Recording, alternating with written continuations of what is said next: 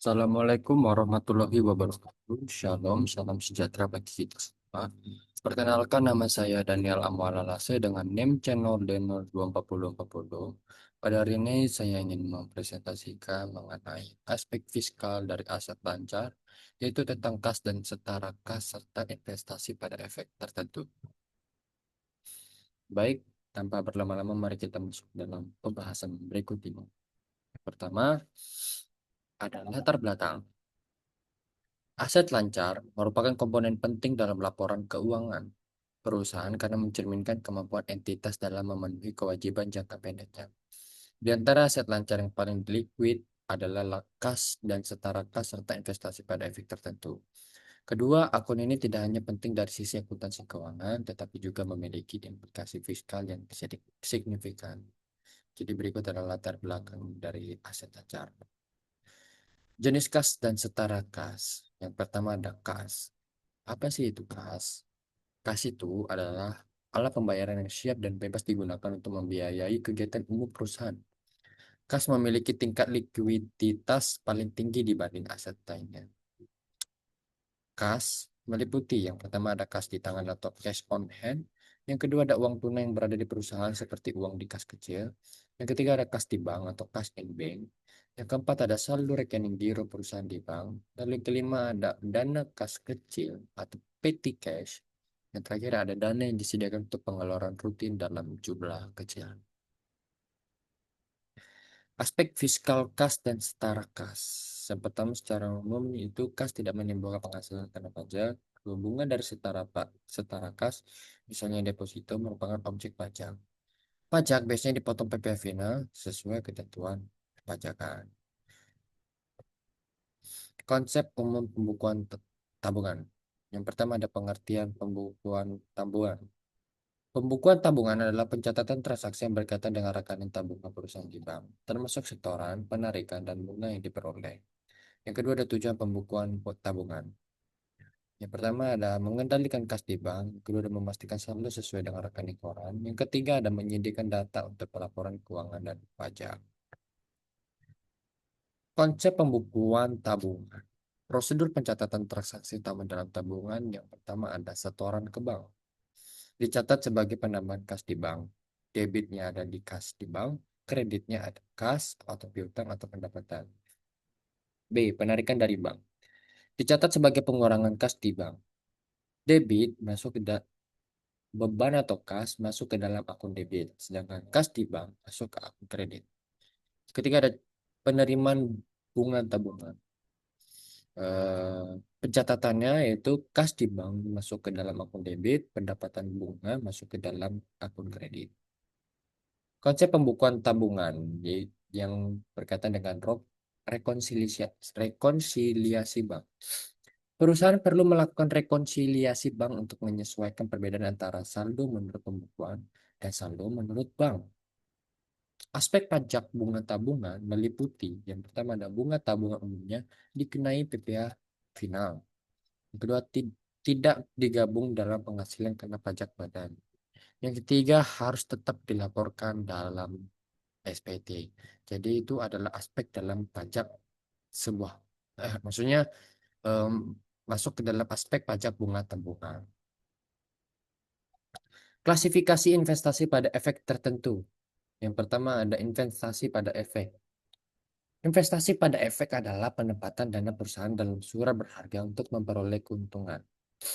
Berdasarkan jenis efek, yang pertama ada efek utang atau debt securities, merupakan surat berharga yang menunjukkan hubungan kreditur-debitur. Contohnya, obligasi, surat utang negara, yang ketiga, dan medium term notes.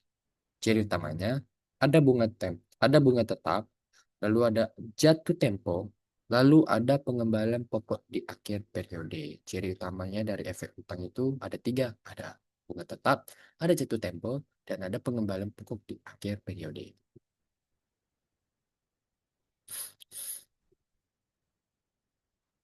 B. Ada efek ekuitas, yaitu ekuitas securities merupakan surat berharga yang menunjukkan kepemilikan. Contoh, saham biasa dan saham preferen. Jadi utamanya apa sih? Yang pertama ada tidak ada jatuh tempo. Yang kedua ada potensi dividen. Yang ketiga ada potensi capital gain. Kita masuk dalam berdasarkan tujuan kepemilikan atau akuntansi. Yang pertama ada diperdagangkan atau trading. Yang kedua ada tersedia untuk dijual atau available for sale. Yang ketiga dimiliki hingga jatuh tempo atau hold to maturity. Khususnya efek utang.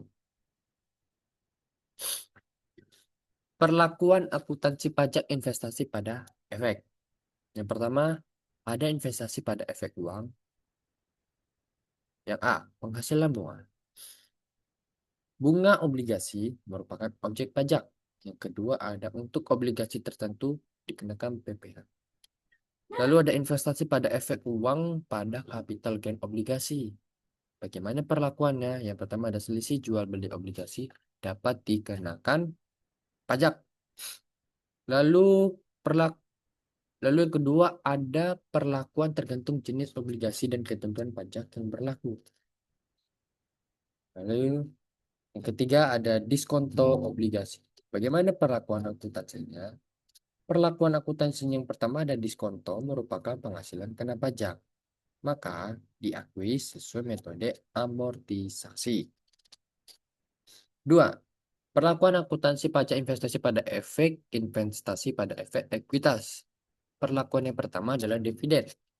Perlakuan pajak dividen tergantung kondisi. Ada dua, yang pertama dalam negeri dan dalam luar negeri. Bagaimana perlakuannya?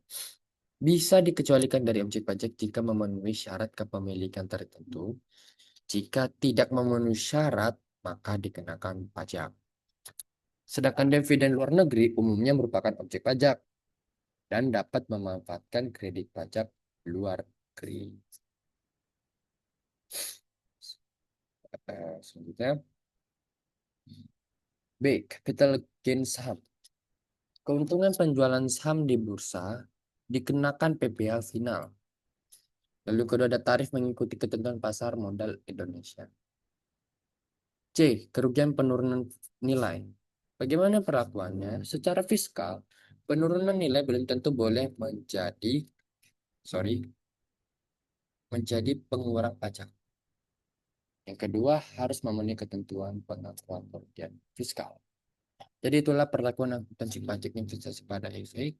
Yang pertama ada investasi pada efek uang dan ada investasi pada efek ekuitas. Dan memiliki jenis-jenisnya masing-masing. Baik, sekian.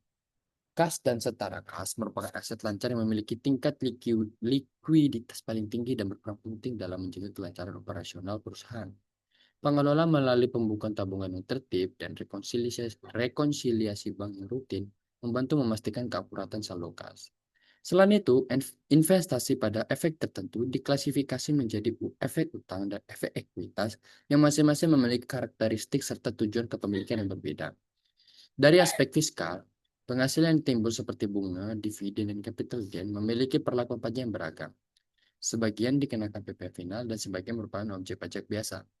Oleh karena itu, pemahaman yang baik mengenai perlakuan akuntansi dan fiskal atas kas, setara kas, serta investasi efek sangat diperlukan agar pelaporan keuangan dan perpajakan perusahaan dilakukan secara tepat, dan sesuai ketentuan yang berlaku tertib.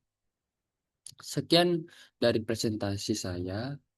Wassalamualaikum warahmatullahi wabarakatuh. Shalom, salam sejahtera bagi kita semua.